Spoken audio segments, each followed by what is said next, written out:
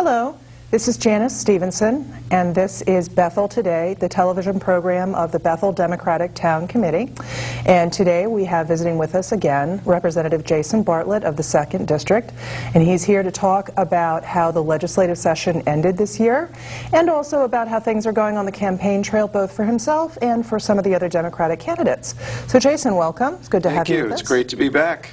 It's glad to have you. So you had a comment about information that you were seeing on our intro. I think Jason thinks we need to be adding a little bit. I think we have to update, and we have to put the new statue in front of the library of P.T. Barnum. Yeah. And maybe we should put some clips of the parade that we had or something like that, you know, kind of juice it up a little bit, because we just celebrated over the weekend P.T. Barnum's birthday. And right. Actually, the different events that we've had this summer and early fall have been, I think, really terrific for the town of Bethel. And it's just great to see the town come together and you know, have some vibrancy downtown. And right. The parade was awesome. We had the Shriners and we had clowns, and you know, I was just thrilled to be a part of our history and to, you know, enjoy the community with everyone. Good. So it was good turnout. You felt it was an upbeat thing, and yeah, and I think that, you know, Bethel, unlike the other towns in our area, really just don't have our sense of community, our right. downtown, our Greenwood Avenue, which is Main Street, and the town hall, and you know, just to see everybody come together. You know, you don't see that right. in Brookfield, and not to put the other towns down, but we are special in right. that way. And this summer, I think, really showed it, because we had the big cake, and Billy Michaels put that together, and then we had the parade, and you know, a lot of people showed up, and a lot right. of people are coming out, and I think that helps our small businesses, which we definitely need to help along Greenwood Avenue and in town. Sure. And it kind of reminds people to patronize in town, and that, you know, it is the town of Bethel. So, you know, I'm just happy to be able to be a part of it and to represent these good town folks up in Hartford. And you want to see more pictures of that on our show. And we'll talk to the some producer. Pictures on the show, yeah. So, sure. Duly noted. Terrific. So how You're are the things? new host, so you know you get to dictate I know. I get a little bit, but yeah. sometimes I have to listen to people too. So tell me, how did the session go? How did things wrap up in Hartford? Yeah. Well, one of the stories that I tell when I'm knocking on doors is the very last week of session, which, you know, we don't have mail and you know, big PR campaign about, but it signifies some of the smaller examples of why I hope people will reelect me, and how I think that I am looking out for the taxpayers right. of the town of Bethel. My and that understanding is that what went on within that last week for you was not really a small deal for the town of Bethel. It was actually fairly financially major. So tell me the details. This is regarding something with regards to the Berry School renovation, correct? Right. Tell me so if we about go that. back a few years, we renovated Berry School, and we used, you know, state money, sure. like almost 50%, and then town money to do it. And what happens is the state comes in and audits the project and says, did the town of Bethel do it as they said they were going to?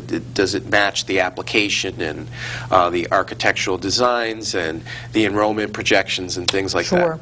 And when the state came back in and they audited the project, they determined that the town of Bethel actually owed the state of Connecticut $700,000. Yikes. And this is, we'd already done our budget vote. Oh yeah, this is going back now. It goes stuff. back, you know, 4 years or whenever, and says, you know, the town of Bethel did not do the application quite the way that they wanted, and we basically overbuilt and under-enrolled. And for that, they wanted $700,000.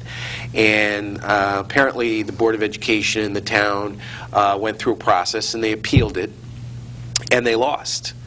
And about 48 hours before the session was over, I got an email. And this is the first you heard about it, right? Right. Nobody had contacted me.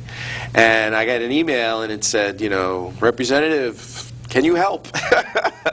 And I was, you know, kind of a little caught off guard, and being late in the session, you know, it's kind of an unwieldy time because there's a lot of bills flying. Oh, yeah. And there's a lot of negotiations going on. I was just finishing my education reform bill, which was a major piece of legislation. And so I called up Dr. Chesley, and I called up Matt Knickerbocker, and I basically said, what's the deal? And I asked them for all the information, and went down and tracked down Senator Boucher, and kind of went and talked to some Republican people, went and got a meeting with the chairs of education, and I basically said, hey, look, you know, what can we do? Right. And turns out that I wrote legislation to wipe out the $700,000 debt to the state of Connecticut, and worked with Senator Boucher. She's up in the Senate, so she's right. One of our senators. I basically worked it, got it to the House floor, spoke to my colleagues, got it through the House, and then followed it upstairs and worked with Senator Boucher, got it through the Senate. And, you know, the governor signed that as part of one of the bills. So, yeah, and, you know, we have a lot of these political hiccups in town, and I just think that this was something that we were able to avoid. I mean, if we had to present the taxpayers a bill for $700,000, oh, that would have been ugly. I think it would have been pretty bad. So I'm very proud that you know I was able to save save the town some money. Do you think that it made a difference because with the Senate, and even for yourself, that you'd actually represent 3 towns, which I think is more controllable, but do you think that maybe our state Senate representation wasn't paying as close attention as maybe they might have done had it been their hometown? Do you think that plays in at all?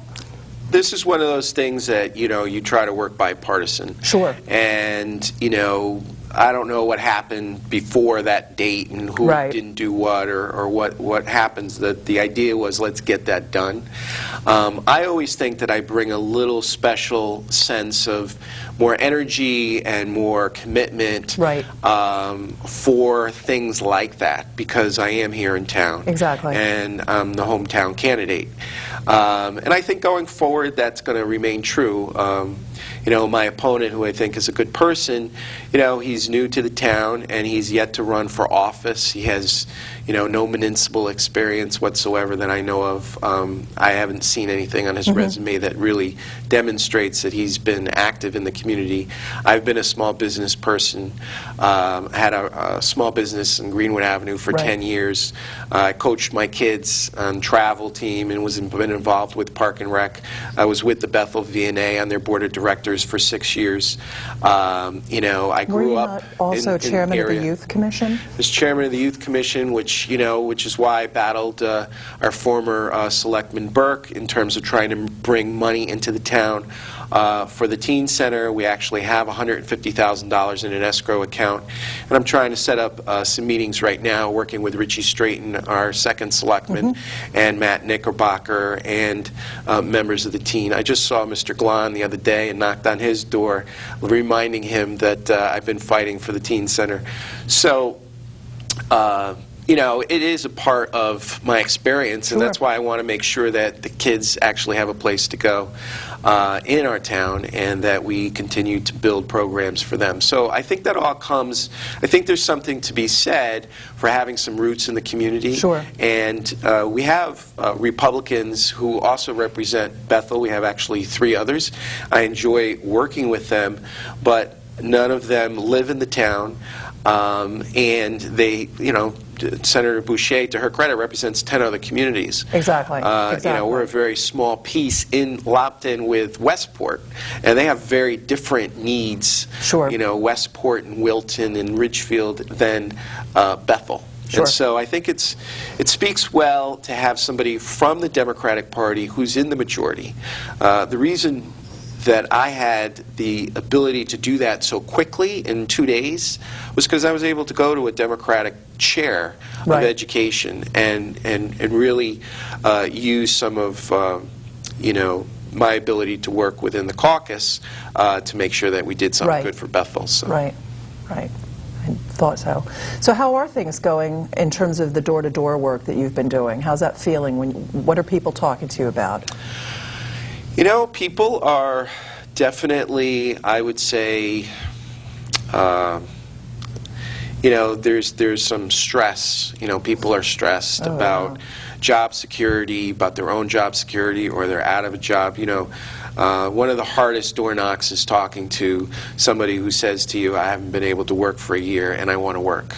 And you know, it really, I like to do the door knocks because it really reminds you as a public servant what it's all about and what's really happening in our economy and in our town, and how important it is to, you know, try to come up with a way to make the economy grow and grow jobs here, and really protect the taxpayers' interests. And that's why the door knocks are not only important in terms of getting elected, but just to hear what people are saying. To get that feedback. And, you know, and I give feedback to Matt Knickerbocker and say, you know, because there's a lot of times it's paving the roads that I hear just as much as the job situation. So I try to communicate that to the local officials, but I can't always do anything about paving the roads. So, okay, but now talk to me, because you actually, before we got started filming this session, Jason was talking a little bit about how the state does play in or not to what's going on with the road. So why don't you elaborate on that a little bit, that it's not something you deal with directly, however, the state is involved, and talk to me about that. Yeah, I mean, there's a lot of things. I mean, most of it is protecting different bond grants. Now, my predecessor voted always against the bond package and voted against many of the ways that we actually receive aid here in the town of Bethel. And I hate to see us revert to that, where, you know, we have a representative that's just voting against everything. We have a town and aid road fund that, you know, the Democrats have preserved over the course of the 4 years that I've been there, and we usually put about $20 million or so into that, and that allows the town of Bethel to receive money to help pave the roads. We also have the STEEP grant, which every year is about a $500,000 grant that the town of Bethel is able to afford. 1 year we used it to get the water tower tank that we're now battling Danbury with, to make that a reality. So that money is something that I've made sure to say, look, you know, especially the town of Bethel, we need to preserve those funds because they help, you know, our roads have to be paved. You know, we had the whole sewer project through Stony Hill that ripped up the roads. You know, I applaud our first selectman in terms of putting together a proactive plan that the town of Bethel is doing. But certainly any time that I can assist Matt Knickerbocker and local officials and supplement using state money so that the taxpayers here don't have to go out and bond for it, I try to do that at every opportunity. And I write, and you know, the library is a good example. The state only supplied $500,000 for the library. And I specifically wrote legislation with the town of Bethel in mind to move that from a $500,000 grant to $1 million bond grant, and then got another $150,000 from another fund. So those are the kinds of things that, you know, being there and knowing the ins and outs and really working the system and being proactive working the system really helps out the town. And you know, if you don't have somebody from the town or somebody who's just not, you know, caring about that kind of stuff, it ends up adding up for the taxpayer here in the town. I mean, I've definitely noticed since you've been in Hartford that just the fact that you are from Bethel, I think, makes a world of difference, because previously the individual we had was not that connected to our town, and I didn't see a whole lot happening in Bethel from the legislature the way that I have seen in the past 4 years. Right, and you know, and I'll even say this, you know, just being in the opposite party, because I'm a Democrat and the other three are Republicans, it kind of creates a little competitiveness. So everybody, you know, by me kind of advocating for the town, I get my colleagues to kind of jump in sometimes and try to be there right with me, which is great, because we should be working together. We've in the past had a Republican governor, so I've kind of needed them to, you know, once in a while go talk to the governor's people while I work stuff through the legislature. You know, I'm hoping that, you know, we'll have Alice Hutchinson this year, who's running for the Senate. Also, our hometown candidate. And that also, would also be very and former positive first for Bethel. selectman who has a different experience. She can even bring, you know, I think a different kind of voice to Hartford because she was a former first selectman and knows a great deal about planning and zoning. So Alice has a great deal to offer, and I think that she would certainly help balance out our representation up there in Hartford. John Hartwell is representing the southern part of my part of Bethel, and I think he's a great candidate too. A little bit harder, excuse me, a little harder of a lift because he has the Westports and the Reddings and the more Republican parts of Fairfield County. But both are exceptional candidates, and both get that we need change and we need a fresh voice. So I just think from a, certainly I'm partisan, but I think it would be good to have 2 Democrats and, 2 Republicans from Bethel. So I'm hoping that one of them gets across the finish line and do what I can to help out. Sure, sure. So I understand also that recently you had a debate with your opponent. You want to give me a little bit of feedback about how that felt and how that went for you? Well, let me first say, I think that it's important to, as an incumbent, to discuss the issues and be willing to defend your record. I remember when I was first ran for the seat and didn't win, my predecessor refused to debate me, and we had to really squeeze to have that conversation. I think it's really not fair. I'm willing to defend my record, and I think that I appreciate the fact that I'm being challenged and that somebody else is going to keep me answering to the people.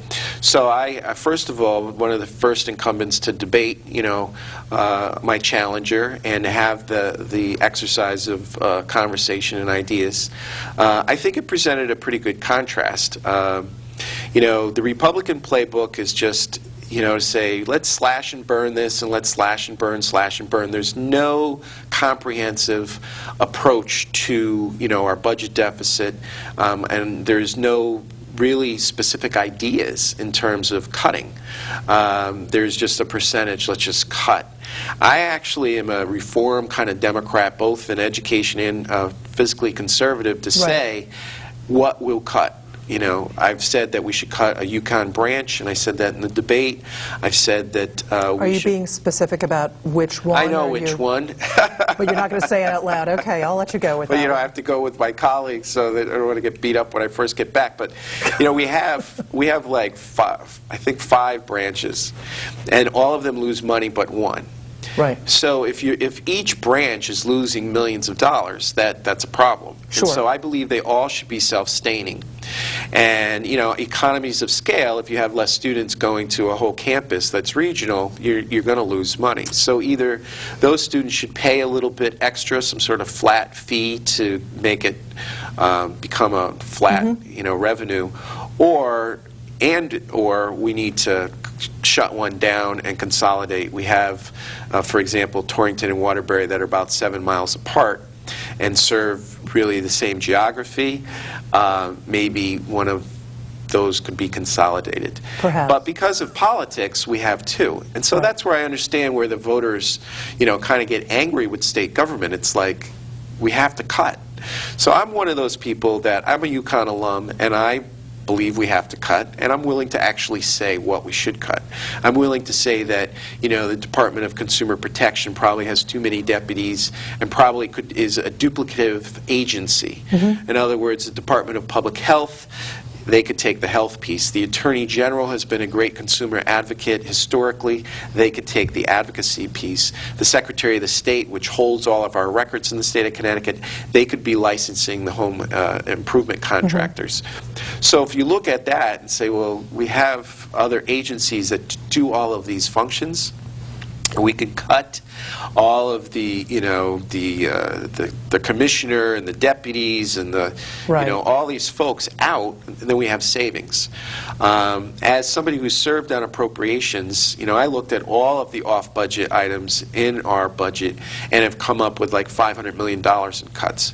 So that's, I appreciate my opponent, but he has no real idea about where we need to cut, and I do. And I've been vocal about Sure. these kinds of cuts, to make those kinds of changes. So I think I'm really speaking to where I think our electorate is in terms Sure. of downsizing and streamlining government here in the 2nd District. Yeah, I have to say that I think I've heard similar, you're a little bit more specific, but I've heard a similar message from both Dan Malloy and from John Hartwell when I've had them here on the show talking about very similar issues. Right. Well, you know, and Dan Malloy is, I think, you know, he's run a city, and he gets that. Okay, he understands the stress on the local property taxpayer, and I think that he's going to actually give us the kind of leadership that we need. You know, we got 152 legislators. It's very difficult to get a voice to come out singly. So having an executive that's actually engaged and wants to pare down government and really do something about our local property tax base, I think that that's exactly what we need. And I think that's why he's ahead in the polls. That's why I'm excited to support him. I also think that he's for real about creating jobs. I think that, you know, you look at a city like Stamford, Absolutely. and the fact that he's been able to recruit Fortune 500 companies to the city, that, you know, he gets it. You know, there has been a marked change from before he was mayor, you know, to the 10 Absolutely. to 12 years that he was mayor. You know, it's a different place. And I think that we can do that in Bridgeport. You know, he just talked about developing our ports Sure. and taking $50 million from the URB grant and actually designating that for the ports. URB grant? Yeah, we have a revolving bond fund called the we call it the URB Grant Bond Fund. What do we, I mean, URB is The URB. state of Connecticut. Is it short for urban or? Yeah. Okay. Yeah. Just it's for trying kind of economic development and infrastructure in Okay. the cities. In the cities, okay. And, you know, we have, you know, 2 ports or 3 ports here. And, you know, if you go down to Bridgeport, there's 14 acres where they, you know, they basically used eminent domain and they've flatlined the whole Yep. shoreline. Right, you can And see it if you take the it's train been over through. 12 years. Just sitting there. And it's just sitting there. And this is on the water. Right. And so we talk about jobs and attracting people to come to Connecticut. This is something that we need to develop. Sure. He's actually said, you know, as somebody who ran a city, I get this. It's good for everybody. And, Right. you know, he understands how the transportation fits into that and so on and so forth. And he has a comprehensive plan. So I think we're going to see big differences by having a new leader at the top. Yeah, I think and so I'm too. excited to be, hopefully, to be a part of that going forward. Good. What are you seeing in terms of how do you know, people talking to you about the Senate race or our congressional races? Contrast there you want to talk about a little bit? Briefly, because we're coming to the end of our time. Yeah, Blumenthal is still ahead, and I think that we as Democrats have to get behind him. I think that he has a real reservoir of support in the state of Connecticut. You know, I had a chance to vote on Linda McMahon when she came. She did like 8 months on the State Board of Education, had no experience in education whatsoever. This was basically a deal between her and the governor, apparently, so she could run for the Senate. You know, I don't see any experience nor any commitment towards the state of Connecticut or to public policy. She's been very shallow in terms of issues, so I really hope that people get behind Dick Blumenthal. He's been particularly good for, you know, northern Fairfield County, southern Fairfield County, And as you in terms of mentioned power lines and before, everything else. he's been a fabulous consumer advocate Right. throughout his career. Absolutely. And he's been on the show. I actually been able to interview him. I mean, the guy is really has a real brain and a real passion for when he gets behind an issue to see it all the way Sure. through. And Chris Murphy, I think, has been an awesome congressman. You know, there's really no reason to not support Chris. Right. You know, I think that his idea now about embracing, you know, buying American and the whole import-export issue that Sure. he has, the Buy American issue. I actually think, I wish more congressmen were talking about that. I actually think that, you know, you have a Citigroup and some of these banks doing all the outsourcing in India and in you know, these other countries. I mean, Right. you know, we continue as a society and as a country to reward these big mega companies to outsource our That's right. jobs. That's right. And I think Murphy's got something to say. You know what? Free trade was fine, but we have to stop somewhere, and we need to reward companies that are actually doing business and keeping our jobs here. Right. And I just think we all have to embrace it. I think he's on to something. I think that will serve him well. I agree. I think it's another case similar to. Actually, it's interesting because Chris comes from more the other side of the district. When things got combined, right, that we were a little concerned about that. And what I've been really impressed with Chris Murphy about is that he has really been present in the Danbury, Bethel area. He is here a lot. He pays attention. He makes sure that he knows what's happening. And I never got that sense with Nancy Johnson. And certainly, remember those days. But the deal is that even previous to that, it was not necessarily, I didn't feel like somebody was paying attention to Bethel, and I think that Chris does. Well, yeah, and Murphy has definitely made his presence felt. I mean, he's gotten involved in the Candlewood Lake issues and a lot of different local issues, and I think that he's very, he listens, to his constituents' concerns. He's made that, the hallmark. So, yeah, we've done well under Chris, and we should send him back. I think we should, too. All right. All right. Any other last minute? I think we have probably a minute and a half, and then I'm going to be told to be quiet. Well, we have 1 minute. Okay. Well, the website is jason2010.net. That's right. They continue to steal my name, and they're very proactive in trying to steal website names, but we used the net this year, jason2000.net. 2010. 2010. Thank you. You're welcome. So we have a headquarters. I think we're going to have our opening in a week or two. Yep. We're right next to O'Neill's downtown in Bethel. So we welcome folks to come on in and take some lawn signs in about a week, volunteer, spread the word. Okay. We need our friends. Thank you so much. All right. I think we're probably coming in to the end. And I'd like to say again, I'm Janice Stevenson. This is Bethel Today. Our guest this time was Representative Jason Bartlett of the 2nd District, and he represents portions of Bethel, Danbury, and Reading. And he will be up for re-election on November 2nd. Polls will be open from 6 a.m. until 8 p.m. on that day. And if you're not going to be in town, do get your absentee ballot and vote. Be a part of the system. And I believe I'm getting the signal that I should stop. Thank you and good night.